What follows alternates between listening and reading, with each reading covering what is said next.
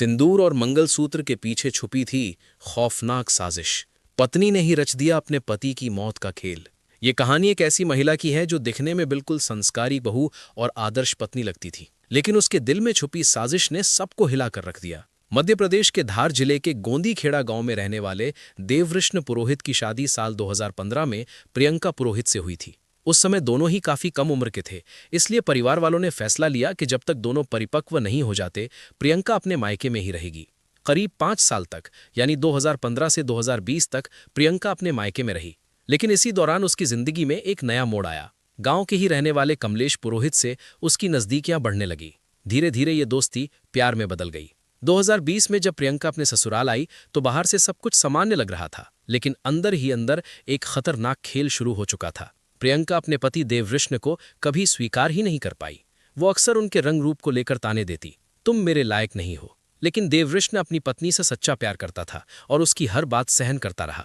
हालात इतने बिगड़ गए कि एक बार गुस्से में प्रियंका ने देववृष्ण के सीने पर चढ़कर उनका गला दबाने की कोशिश तक की। उस दिन परिवार वालों ने बीच बचाव करके मामला शांत कराया, लेकिन ये सिर्फ शुरुआत थी। कुछ समय बाद झगड़े बढ़े और प्रियंका फिर अपने मायके लौट गई। वहां उसे फिर से कमलेश के साथ समय बिताने का मौका मिला। दोनों का रिश्ता और गहरा हो गया। करीब 1.5-2 साल बाद परिवार के दबाव में प्रियंका दोबारा ससुराल लौटी, लेकिन अब उसके इरादे बदल चुके थे। वो देववृष्ण से दूर रहती और चोरी छिपे कमलेश से बात करती रहती।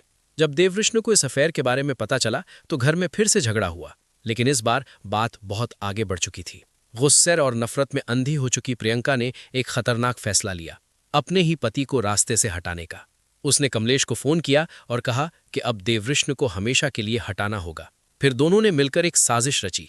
इस साजिश में एक और व्यक्ति सुरेंद्र को शामिल किया गया। उसने इस काम के लिए 1 लाख रुपए की डील तय की। प्रियंका ने एडवांस में पैसे भी दे दिए।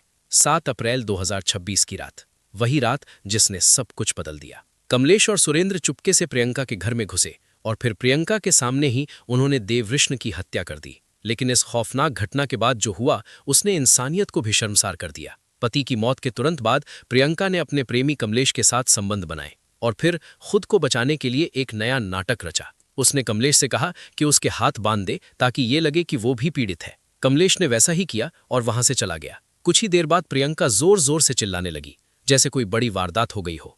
घर वाले दौड़े दौड़े आए तो देखा प्रियंका के हाथ बंधे हुए थे और बेड पर देववृष्ण की लाश पड़ी थी। प्रियंका ने कहानी गढ़ी, कुछ लुटेरे घर में घुस आए थे। उन्होंने जेवर लूटने की कोशिश की और जब देववृष्ण ने उन्हें रोकने की कोशिश की तो उन्होंने उसे मार डाला।